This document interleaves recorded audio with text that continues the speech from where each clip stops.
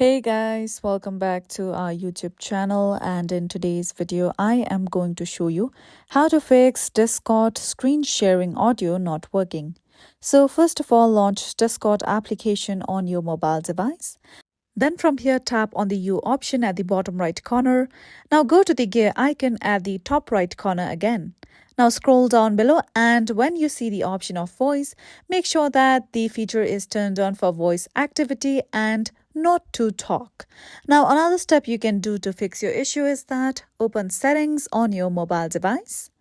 Now scroll down below and tap on the option of general, then tap on iPhone storage. Now once you come here, scroll down below and search for Discord app. Here it is, just tap on it.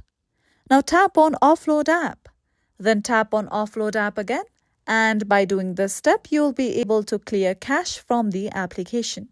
Then tap on Reinstall app again and wait until your Discord app is being reinstalled. After that, you may open the application and you will see that your screen share audio is working perfectly fine.